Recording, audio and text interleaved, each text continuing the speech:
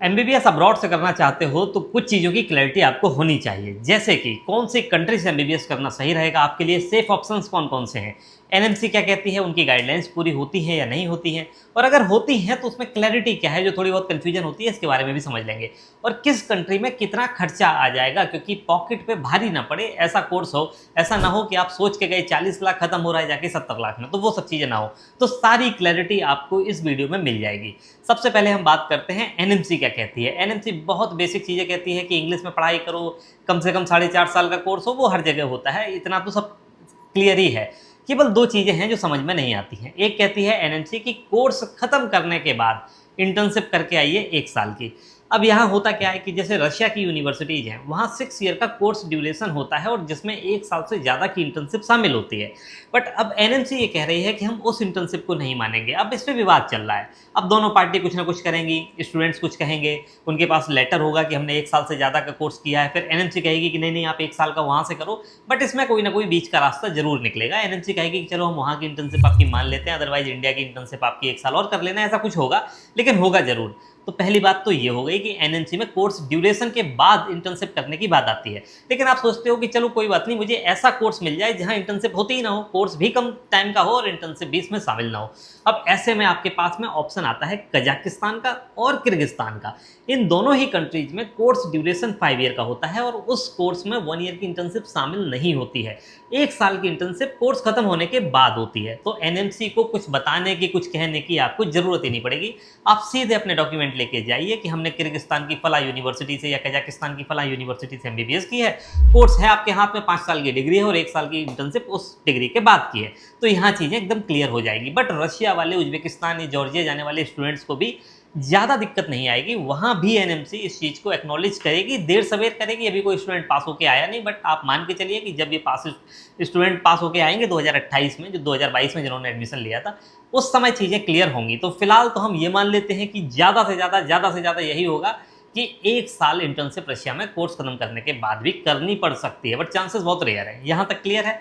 अब हम आगे बढ़ते हैं। अब देखा कि एनएमसी की कंप्लायंस वाली दो तो एकदम साफ साफ चॉइसेस निकल के आ रही हैं, या तो किर्गिस्तान या फिर कजाकिस्तान। अदरवाइज स्टूडेंट सबसे ज़्यादा रशिया जाते हैं, तो रशिया भी आप जा सकते हो और उज्बेकिस्तान भी जा सकते हो, जॉर्जिया वगैरह में भी जा सकते हो। अब एनएमसी की दूसरी बात यहाँ फंसती है। एनएमसी कहती है लाइसेंस लेके आना, और कई बार स्टूडेंट्स कहते हैं कि लाइसेंस लेके आना ये तो टफेस्ट पार्ट हो गया, मतलब लाइसेंस कैसे ले लेंगे हम। अब देखिए, इसमें कोई भी प्रॉब्लम आती नहीं है। कैसे नहीं आती है? पहली बात तो कि अगर आप डॉक्टर बनना चाहते हैं तो लाइसेंस आपको हर कंट्री में, दुनिया में कोई भी कंट्री नहीं है इंडिया छोड़ के जहाँ पर आप पढ़ाई पूरी करो मेडिकल की और आपको लाइसेंस मिल जाए। केवल भारत में ऐसा होता है, इसके अलावा कहीं नहीं होता।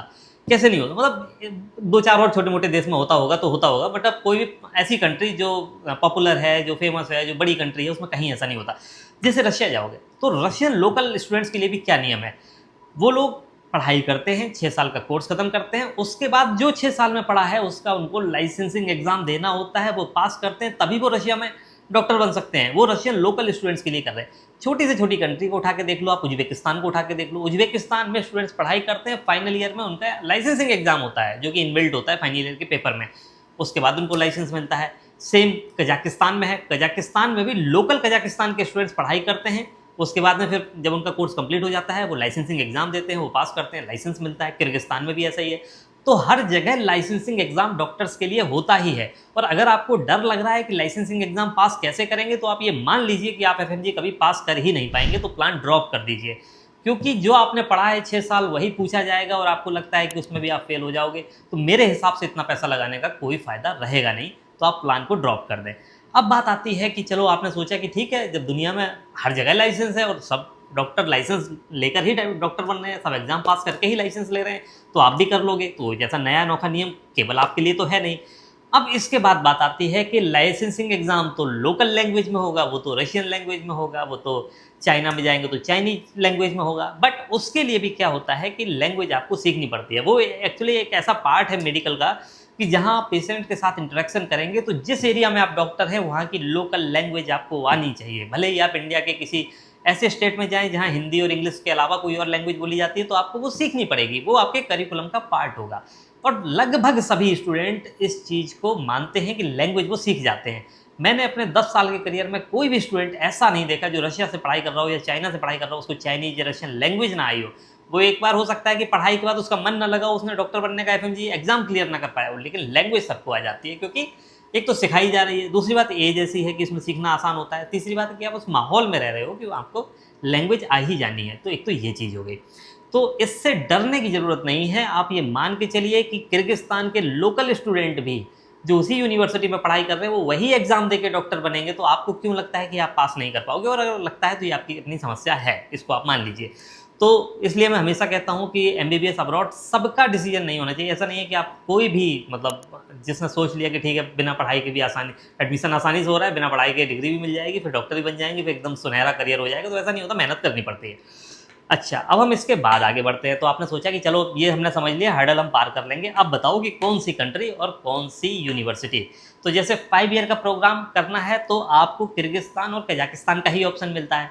नेपाल का भी है, बट नेपाल का 70 लाख से लेकर 85 लाख के बीच में खर्चा बैठेगा, तो हम उसको हटा देते हैं क्योंकि वो बहुत ज़्यादा हाई बजट का है। उसमें थोड़ा सा और ऐड करेंगे तो इंडिया में कहीं ना कहीं आपको कॉलेज मिल जाएगा। तो आप चाहेंगे कि हम नेपाल भी न जाके इंडिया से ही कर ले तो ज़्यादा सही रहेगा। लेकिन अगर आपका बजट वही 50, 55, 60 लाख रुपए के आसपास तक का है फुल कोर्स का, तब हम बात करते हैं।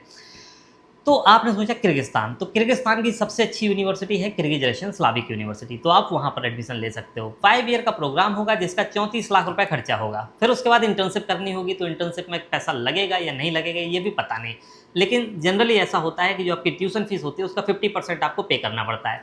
तो जैसे 6 लाख रुपए का आधा कर लो आप, तो 3 लाख रुपए आपको फाइनल ईयर में देना पड़ेगा। तो आपकी कॉस्ट हो सकता है 34 + 3 37 हो जाए, यहाँ तक क्लैरिटी है। तो 37 लाख के बजट में इससे अच्छी यूनिवर्सिटी नहीं। हाई एफएमजी पासिंग परसेंटेज है, इसको आप देख लीजिए रिकॉर्ड बुक चेक करके। इसके अलावा स्टूडेंट का फीडबैक बड़ा अच्छा है। 5 ईयर का कंप्लीट कोर्स होगा, 1 साल की इंटर्नशिप कोर्स खत्म करने के बाद होगी।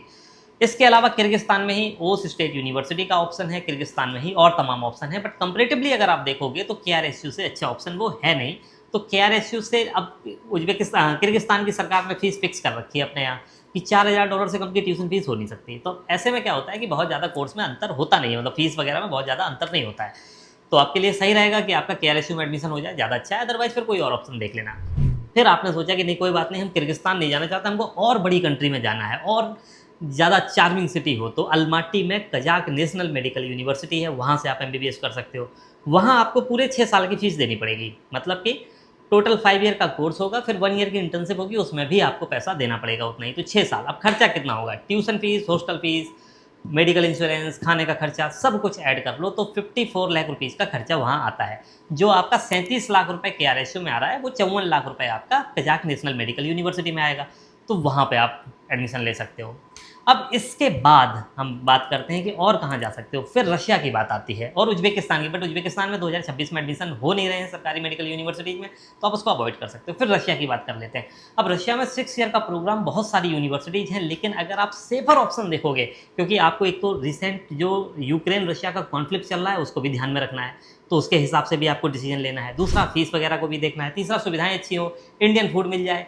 तो रशिया के अंदर 2026 में सबसे अच्छा ऑप्शन है अल्ताई स्टेट मेडिकल यूनिवर्सिटी। 6 साल का टोटल खर्चा होता है 45 लाख रुपए। तो आप यहाँ से एमबीबीएस कर सकते हो रशिया के अंदर। इससे अच्छा ऑप्शन फिलहाल रशिया में नहीं है। अगर हम सारी सिचुएशन को देख लें, सिचुएशन कैसा, पुरानी यूनिवर्सिटी हो, बड़ी यूनिवर्सिटी हो, मेडिकल यूनिवर्सिटी हो, अच्छी यूनिवर्सिटी हो, सेफ लोकेशन पे हो, ड्रोन स्ट्राइक का खतरा ना हो, क्योंकि न्यूज़ में आप अगर देखते होगे तो बहुत भीषण ड्रोन स्ट्राइक चल रही है पूरे रशिया के अंदर, तो आपको सुरक्षा भी देखनी है। तो ये बर्नाउल सिटी में साइबेरिया में यूनिवर्सिटी है, मॉस्को तक आना जाना भी नहीं, बहुत दूर है और बड़ी यूनिवर्सिटी है। तो कॉन्फ्लिक्ट जोन से हजारों किलोमीटर की दूरी पे ये यूनिवर्सिटी बहुत सही है। और भी है इस साइड की यूनिवर्सिटी, लेकिन सबसे अच्छा ऑप्शन ये निकल के आता है। तो ये तो रही आपकी बात। रशिया में मैंने सबसे अच्छी चॉइस बता दी, किर्गिस्तान में सबसे अच्छी चॉइस बता दी, कजाकिस्तान में सबसे अच्छी यूनिवर्सिटी बता दी।